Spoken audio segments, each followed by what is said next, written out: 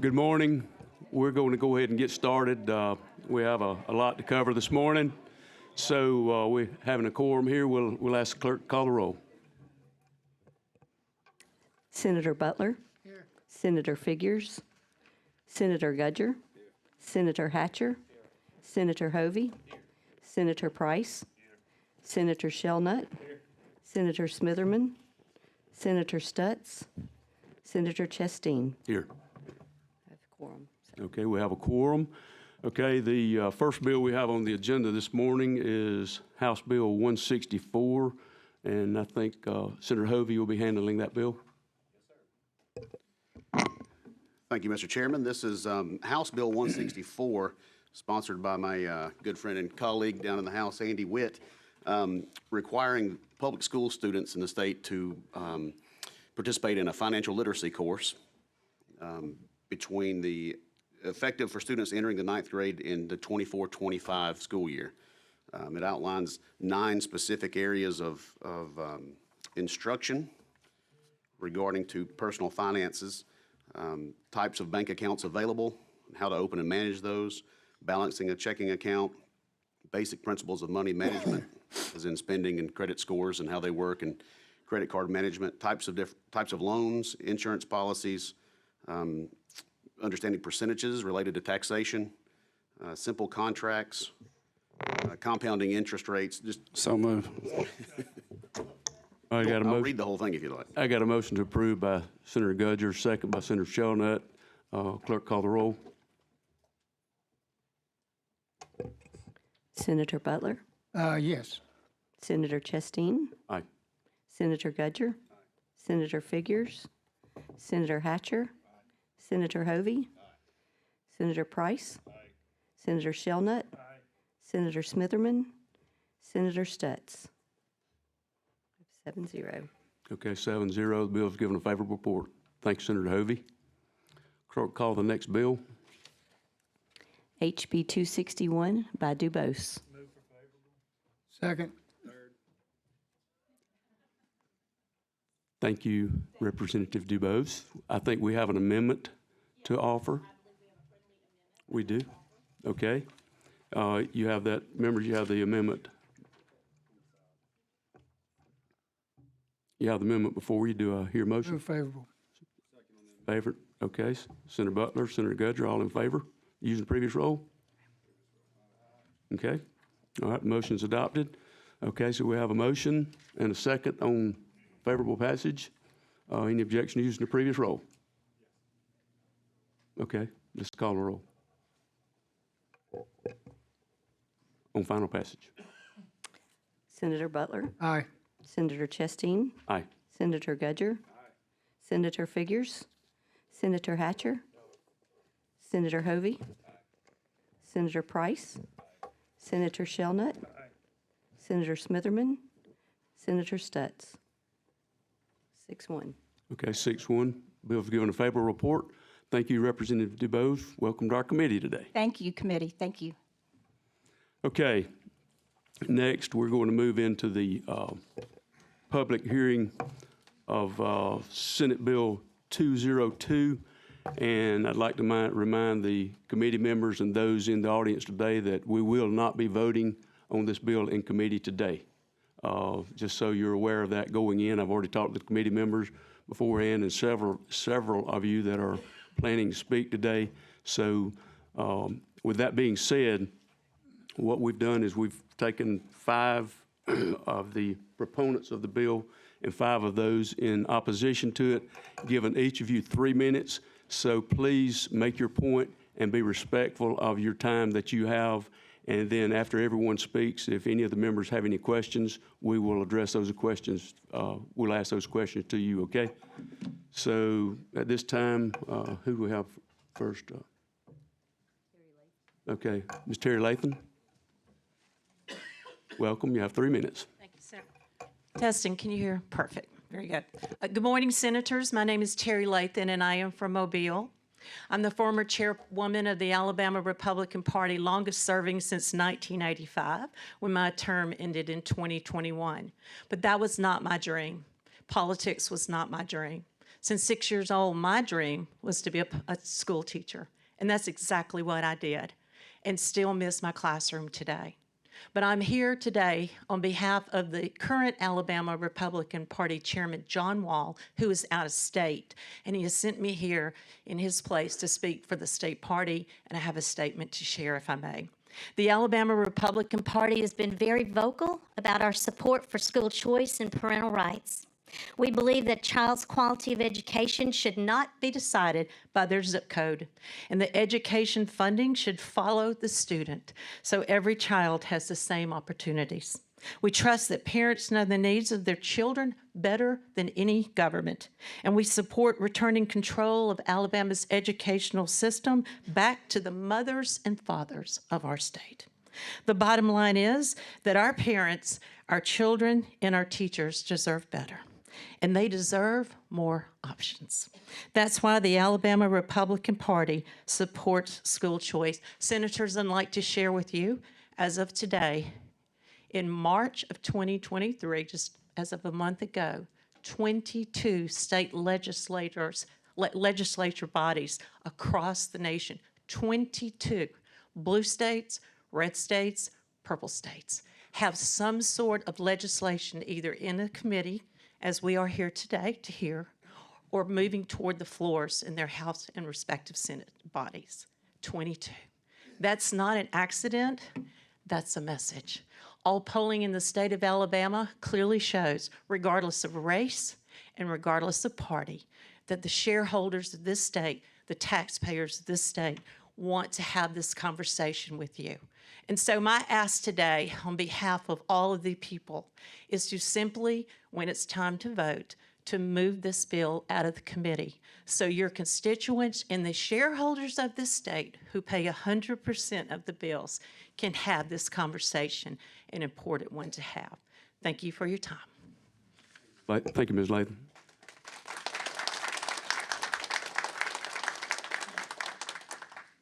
Who's the next speaker, please? Boyd English. Welcome, Mr. English. You are with the, Albertville City Schools Okay. Superintendent. okay, We share one thing in common. I know we may have differences in this room, but we do care about our students and the voice of our parents as we move forward each day on behalf of the families in the state of Alabama for what's best for our students. Public schools across the Alabama represent and serves families each and every day in the state of Alabama. Today, I want to just talk a little bit about accountability that we have in public education, in public schools, that many in the private school sector, and of course, home schools do not, they're not held to the same standard as we are in public schools. And then I'll have a closing thought. But first, I want to talk about the funding and the financial accountability. The Educational Trust Fund is a necessary lifeline for public schools in Alabama. In fact, we need more funding, not legislation that would take funding away from public schools in Alabama. Why? Well, currently we face the following. We face teacher shortages, and specifically in the areas of math and science. And we're trying to address those teacher shortages across the state, and we need the proper funding. And I applaud the Senate for stepping up, and the House and the entire legislature for the TEAMS Act and things like that has helped us in those critical areas. The learning loss in a once-in-a-lifetime pandemic, that we've not faced in this country for over 100 years, and now we're facing those learning losses. And there are elements within public schools that we're still underfunded, such as transportation. Each year, we have accountability that is not required by private schools unless their specific boards require it, but we're required to have annual financial audits, and we even have public risk notifications that are made public in our board meetings to ensure transparency and show the accountability. Public schools are also subject to financial and academic accountability that are not required by private schools and are seen on the state report card. We are measured by academic growth and achievement, by mandated assessments in grades 3 through 12 each year. We are measured by our graduation rate, our college and career readiness standards, our CRI, the college readiness, our career readiness indicators. Thank you, Mr. English. And I ask that the Senate not move on this. Thank you for your All comments. right, thank you. Okay, who do we have next? Robin Mears, Alabama Christian Education Association.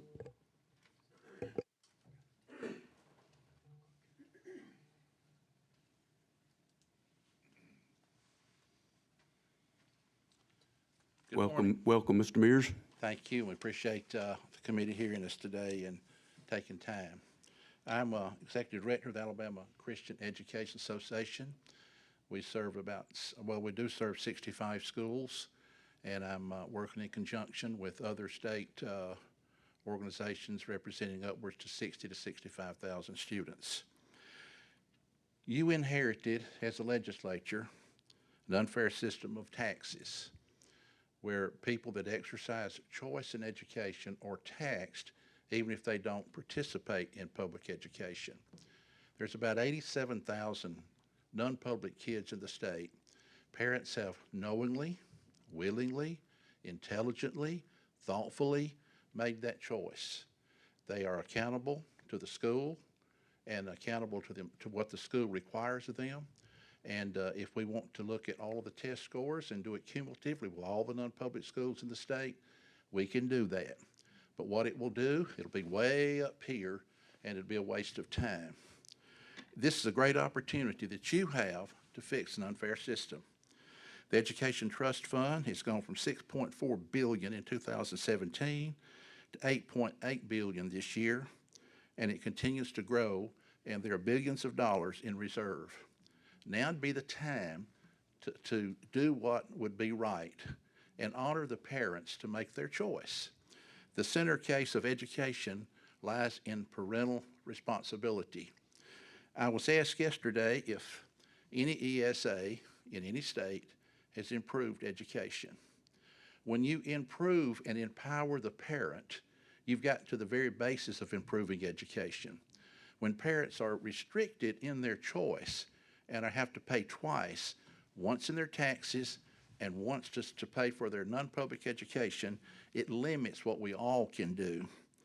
ESAs improve education because it empowers the people that are more involved in the child's life than anybody, the parent. Plus, it creates competition. That's a good thing. It'll create competition with non-public schools. It'll make them better. The goal is an educated citizenry. Parental choice can make that happen more than any other tool. If I walked into a shoe store and I said I wear an 11D, and the clerk says we only have 10.5, and I say, well, maybe the 10.5 measures differently, and I try that shoe on, and it doesn't fit. And I say, do you have anything else? And they say, no. I said, well, I'm sorry, you can't help me. And they said, that'll be $150. Public education is not intended to help everybody. Public education is intended to make sure we have options. And I appreciate those in public education and the hard work they have. But Thank you, Mr. Mears. I ask you to give this bill a favorable report. Thank you so much. Yes, sir, thank you.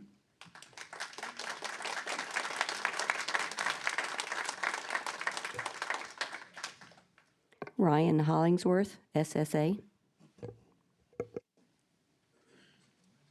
Welcome, Mr. Hollingsworth. Good morning, Senator. Excited to be here. Ryan Hollingsworth, School Superintendent of Alabama, and I know you are as well. I want to take a few seconds to talk about the school choice that we already have in Alabama, public school choice I'm referring to.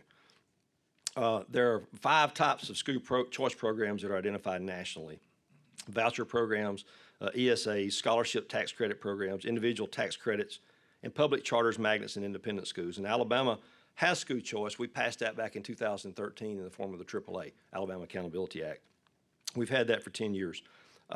We also have charter schools, public charter schools. We have magnet schools, independent schools, virtual public schools. Every high school in Alabama has to offer a virtual option for a kid in grades 9 through 12, and if they choose to do so. A lot of our districts offer out-of-district enrollment, and we allow our kids to move between schools within districts. And then, of course, regular public school. Now, it's my child and my choice. I think, you know, I could send my child to wherever I wanted to. I could send it to the public school in the zone in which I decide to live and buy my house.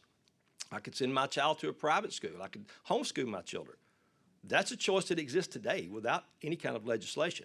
So I think the question about my choice is it's my choice to use public taxpayer dollars to send my kid to where I want to go. That's the question, right? So when I look at that, I think the bill calls for roughly $6,900 or $7,000 thereabouts per kid.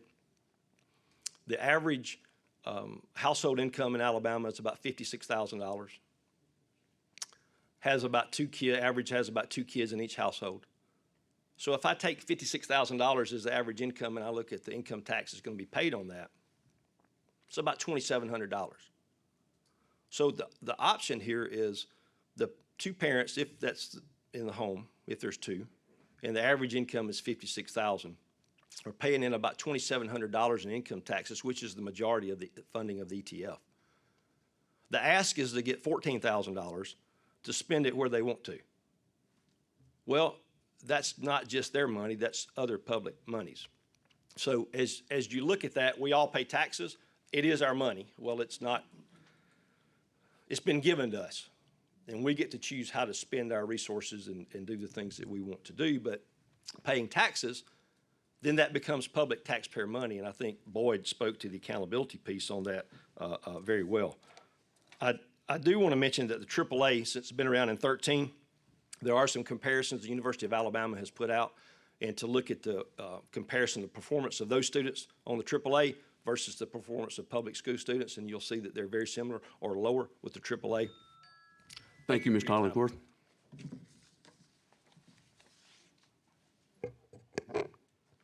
Christian Bernard, Reason Foundation.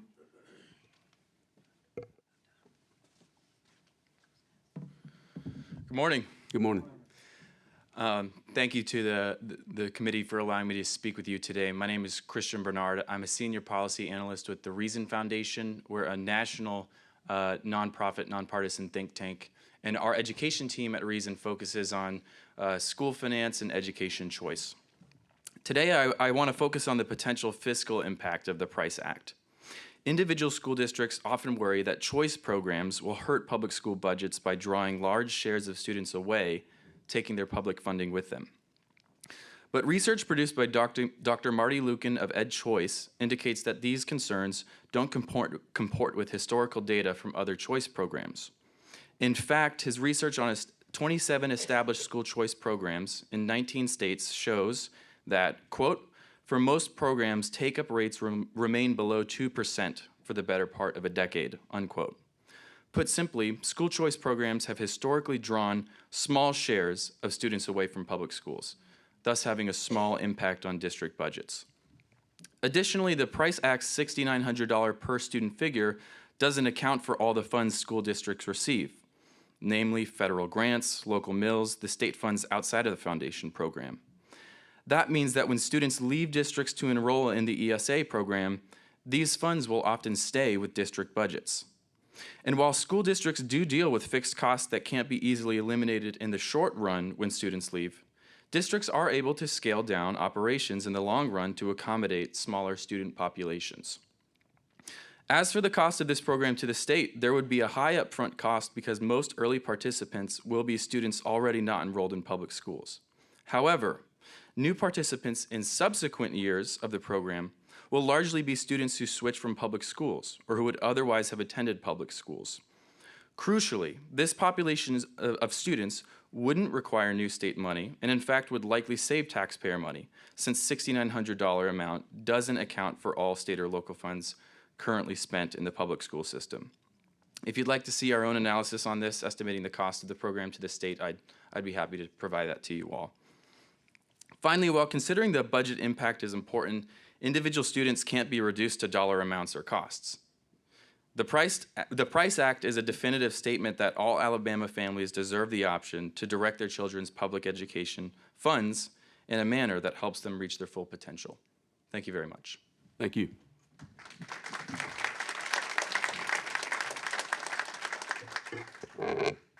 Vic Wilson, CLAS. Mr. Chairman, members of the committee, thank you very much. I'm Vic Wilson. I'm the Executive Director of CLAS, Council for Leaders in Alabama Schools, represent all the principals. One of the things that principals know very carefully is there's two pots of money. One's non-public, one's public. Once money that's in non-public goes into public, it can never come back out. When it does come back out, it has the same accountability for every dollar spent. This is about accountability. I'm all for parent choice. Everybody here is for parent choice. I've spoken with several people for the Price Act. I know that they're passionate about that, as am I, okay? But when you talk about a true choice, if I am the principal of a Christian academy, I don't have to worry about the metrics of my school as long as I'm doing what the people of my school and the people there, but you do. As an elected official who's in charge of the public funds, you need to know that the metrics there are as good or better or worse, whichever the case may be, as a public school. Earlier, a speaker mentioned that a test could be given, and that would be a waste of time. On the contrary, I think that's exactly what needs to happen. Let's see, let's lay those out. Let's see what the private, parochial, and home schools of the state are doing, because you know everything about all 1,440 schools in the state that are public. So if we're going to do this, let's show the public what that is, okay? I also caution you to look at lines 661 through 666. It appears that a public school could become a provider, take that money, and then not have to do the ACAP or anything else. Okay? A lot of things in this. I'm all for parent choice, but I'm more for accountability because it is the public dollar. My papa was a state highwayman. He taught me how to run a road grader. I don't know how to fix a road, but if I'm using the same philosophy, give me the money to fix the potholes in front of my mother's house, because I can run a tractor and a box blade. That would be a fallacious argument for that to even be, that's absurd to think about that, okay, without some accountability there. So it goes back to the accountability piece. I yield back my time. Thank you very much, Mr. Chairman. Thank you, Mr. Wilson.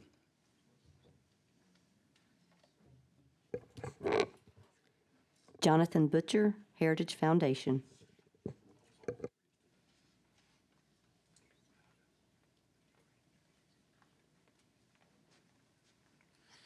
Good morning, Mr. Chair, members of the committee. My name Morning. is Jonathan Butcher, and I'm the Will Skillman Senior Fellow in Education at the Heritage Foundation.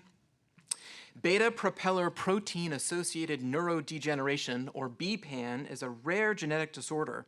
It's caused by a mutation in a gene related to the body's production of protein.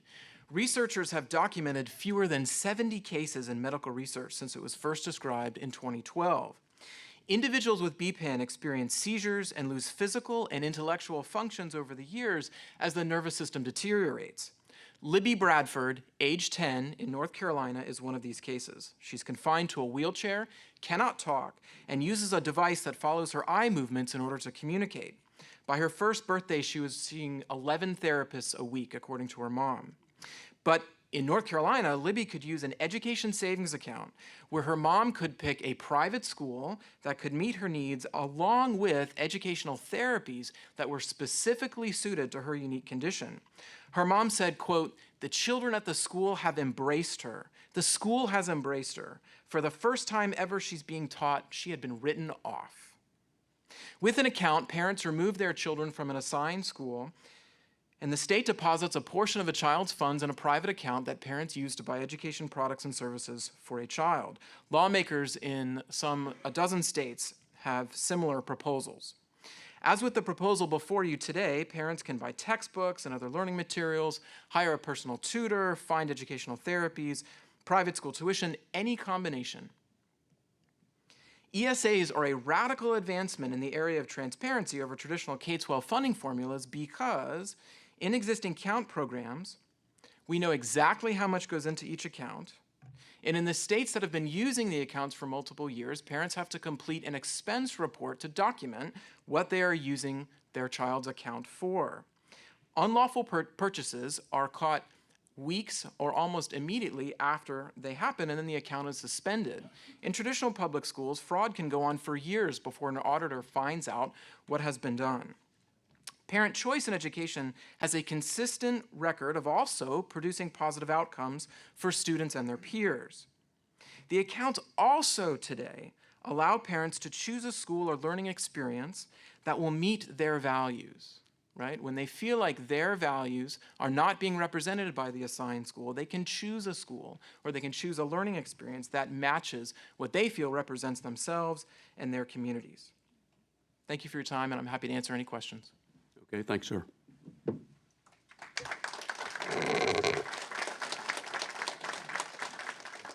Arthur Watts.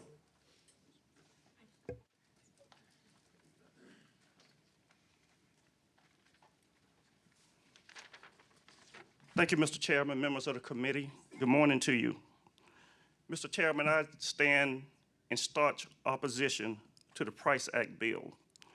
Passage of this bill, Mr. Chairman, will lead to the dismantling, one of the first steps towards the dismantling of public education, and will truly hurt public education students throughout the state of Alabama. And Mr. Chairman, I serve as Chief School Financial Officer with Montgomery Public Schools, so I have boots on the ground. And I'll speak just a second about the true fiscal financial impact of this bill if it was to pass.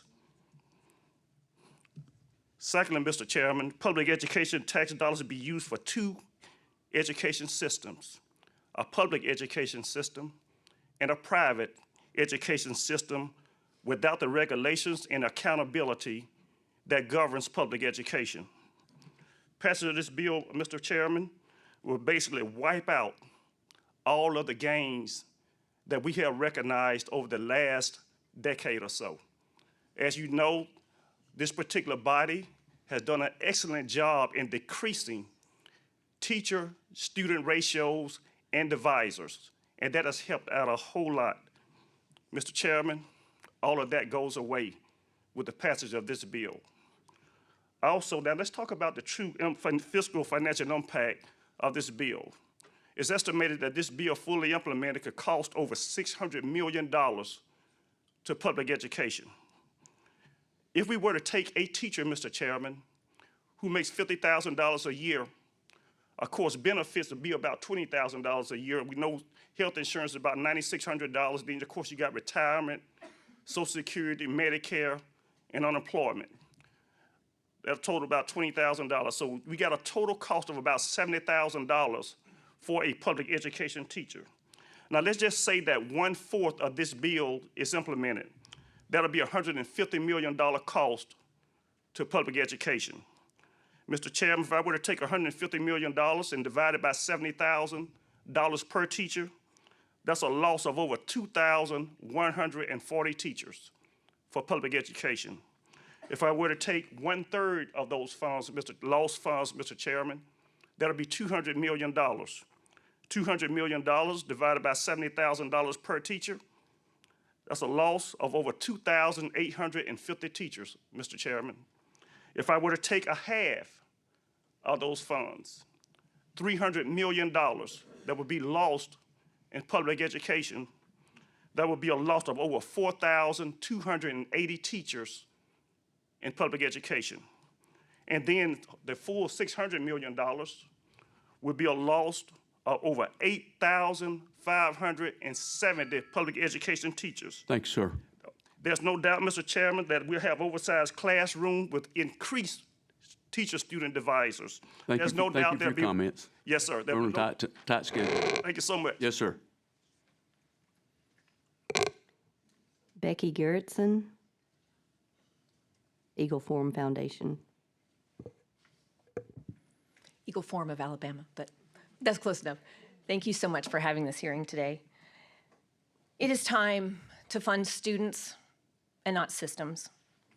Education dollars should go to educating students and not to propping up institutions. We do this all the time using public funds in higher ed and pre-K. We take public money in the form of Pell Grants and we give it to students and we allow them to choose how to use those funds, public, private, religious, non-religious. We do this also in pre-K. We allow families to use these dollars to decide if they want to go public, private, Pre-K, public, private, religious, or non-religious. This bill brings the same logic to K through 12. Now, I know the previous speaker was just talking about dismantling education in Alabama.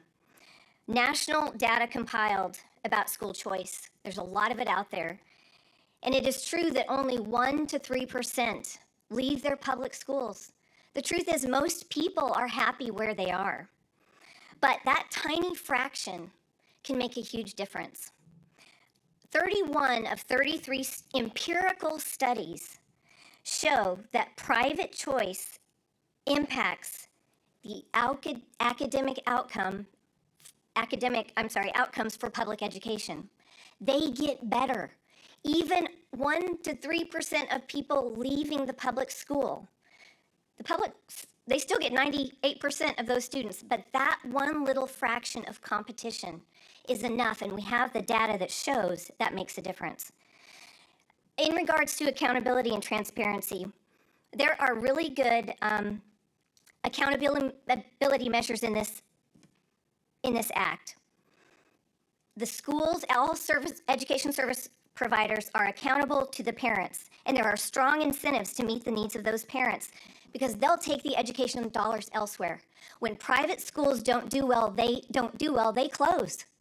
When public schools don't do well, we give them more money. That's not a form of accountability, and this is an important aspect to the bill. This is also important why we should not come under the government system and put all the shackles that government has to do on these private institutions. That would ruin that part of accountability. There's also strong financial accountability in this. We use an online app. All vendors and service providers have to be approved. Every expense is approved. The money moves directly from an account to the vendor. Every single penny is accounted for. At the push of a button, we know where that money went. We can audit at any minute. We don't have that kind of accountability and transparency in public education now. We can't track every dollar like that. Of all the school choice options that are out there on the table today in Alabama, this one provides the biggest impact and the fastest. By the fall of 2024, Thank you, Ms. students Garrison. all over the state could participate. Thank you, ma'am.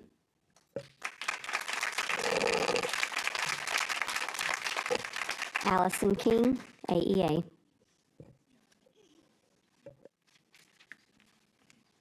Good morning. Welcome, Thank you, Mr. Chairman, and welcome. Thank you, Senators. I'm going to speak to you briefly this morning. On behalf of AEA, I am Dr. Allison King and happy to be here. I do work with AEA now, but I think it's important to note that before I came to work for the association, I served 10 years as a classroom public school teacher and school administrator. I'm not going to harp too much on the school choice options we already have because some of the previous speakers have done that. But I do want to say that we do currently have school choice available in our state, and it is not being utilized to the full extent that it is available. So until we max those programs out, there is not a need to add additional programs. The most glaring concerns of this bill are the lack of accountability and oversight. There is none. All public schools currently have accountability requirements for funds, achievement, and more, but there is no requirement for that with this bill. Nothing requires money be spent on education in this bill, much less quality education. Specifically, I want to draw your attention to a few lines in the Act. The PRICE Act requires an online payment portal that is found on line 355, and it allows for prepayment of expenses, which is line 368. It's an ideal setup for fraud. In fact, speaking of fraud, under the PRICE Act, A little bit of fraud by the parents using this voucher money is fine.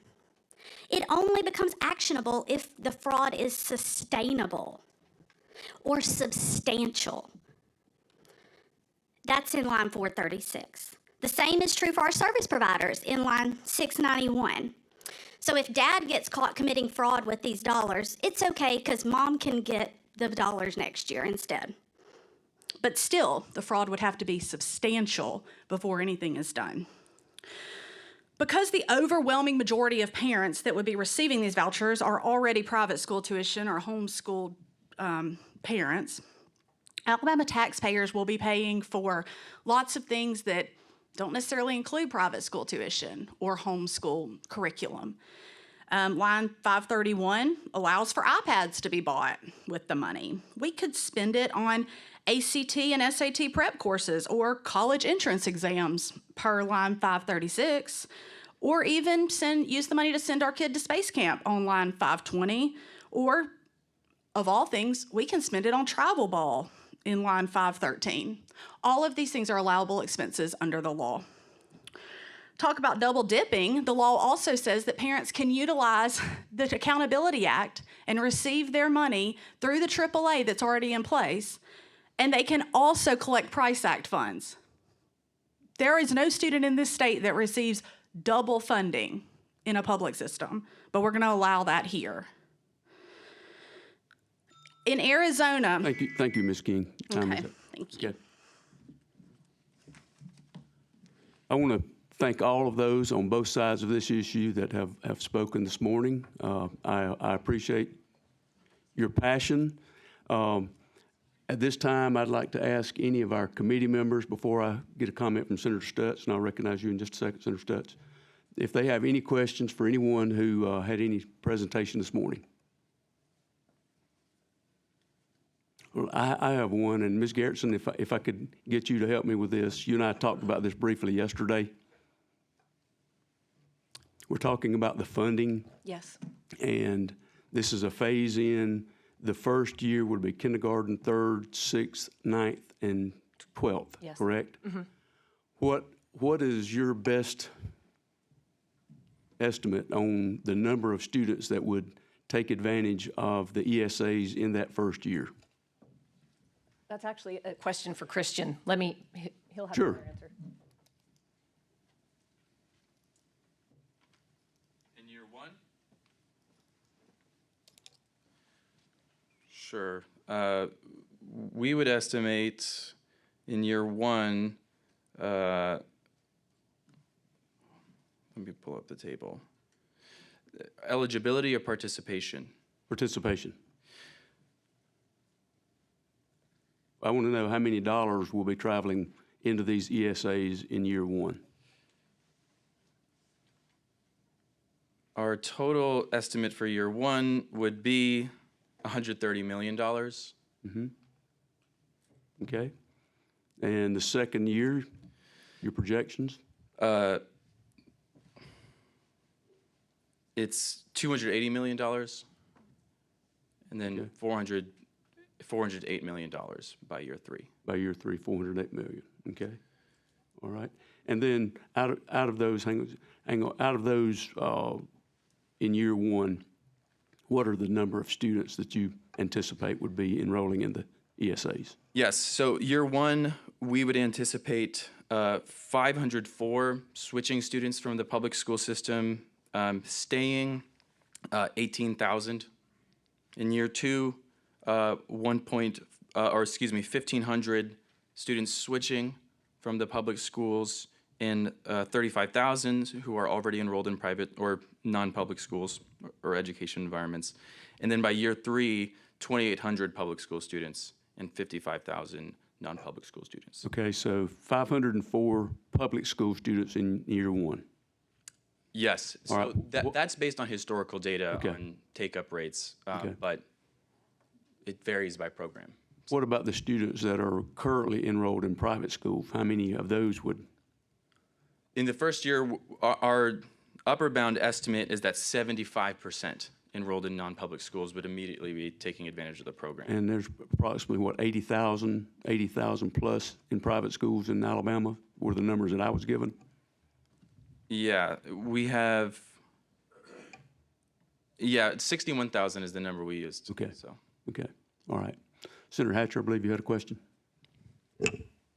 I'm sorry, not for you. Thank you, Mr. Chairman. Mr. Watts, what was that figure that you said the program would cost? I think you mentioned $600 million.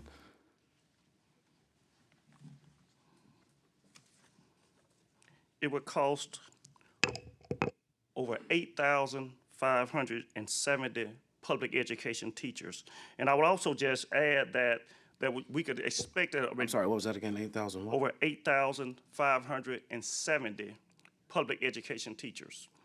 And I would just like to add that there also will be a reduction in OCE, transportation funding.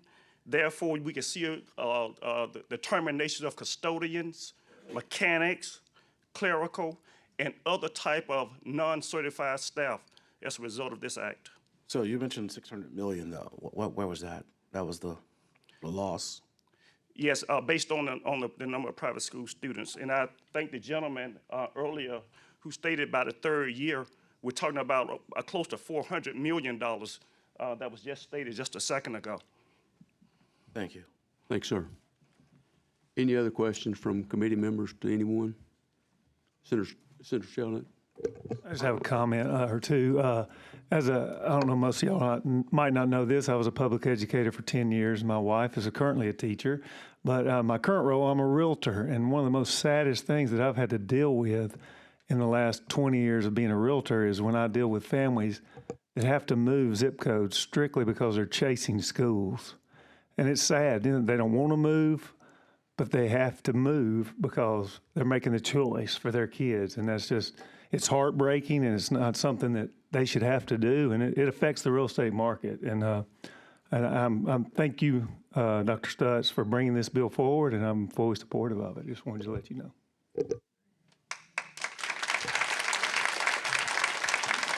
Senator Stutz, you're recognized. Thank you, Mr. Chairman. I apologize for being a few minutes late, and I don't want to dwell on all the points that have been made in favor of this bill, but I think we heard a lot about accountability in the public schools, and the point is, I appreciate all of that accountability, but from just about every measurable thing that's accountable in the school system, we're still in last place, or very nearly in last place. If you look at the national ranking, you know, we're in the upper 40s or 50th across the country in rankings.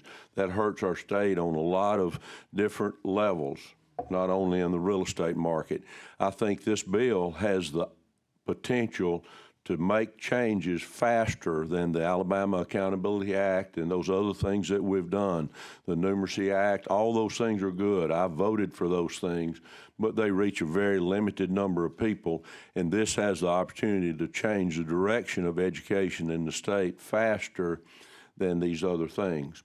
And when you look at all the other things the legislature has talked about being a military-friendly state, about recruiting industry to the state, where we rank in education is important to all of those issues. Then specifically about the Price Act, one of the other things that is different than the other education choice bills that we've had is money that is left over in the education savings account after you are graduated from high school. No additional money is added, but you're able to use that money that's left over until you're 21. So if we want to look at encouraging people to go to college, encouraging people to go to trade school or to community college, having funds left over that might be available for you to do that is vitally important and a very important part of this act. And then lastly, I want to say the accountability in this act is throughout the act. It lies with the parents, and the parents are ultimately responsible for their children, for a lot of choices for their children, and no more important choices than their education choices. And the accountability in this lies with the parents who are paying taxes and are charged with making good choices for their children. And I appreciate those of you that are supporting the bill. Thank you, Senator Stutz. I appreciate the work that you and many have put into this bill. I think we'll continue having these conversations. As I said at the beginning, we will not in this committee take a vote today. And it is my recommendation for this committee that before we come back and meet again to discuss this bill, that this bill be recommitted to the budget. I've talked to the budget chair, and if we're talking about hundreds of millions of dollars coming out of the education budget, if we're looking at moving those monies to these ESAs, then we got to know what we're cutting. And that was a conversation that I had with the budget chair, and he would like to have that before his committee. So that's my recommendation at this time. Any other questions? Yes, sir. If any of you had printed notes with you today, I'd like to see you make copies of those and get them to all members of the committee. And the bill will be moving to Education Trust Fund, and I'd make those notes available to them too. Terry, you might be a good one to head that up. Thank you. I know you didn't come looking for a job, but this. Anything else to do these days, Senator? Senator Stutz. Mr. Chairman, so if I'm understanding you correctly, you are not intending to have a vote in this committee, but ask for the bill to be recommitted to the Education Budget Committee. To the Budget Committee, and based on what happens in that committee, if it comes out, then we could meet again to have a discussion about it. Okay, I'd just like to point out that I asked when I submitted the bill for it to be in the Budget Committee first. So I understand the stalling tactics of running out the legislative session. I understand where this is headed. I'm sure you do. But like I said, if we're not the appropriating committee, we're the policy deciding. Okay, and we've heard the issues from the policy side, and I think it's been a very good discussion on both sides. And I just appreciate the respect that both sides have had for differing opinions. I think each of you did a very good job. And so that will be my recommendation to this committee. If there are no other questions, we stand adjourned. Thank you.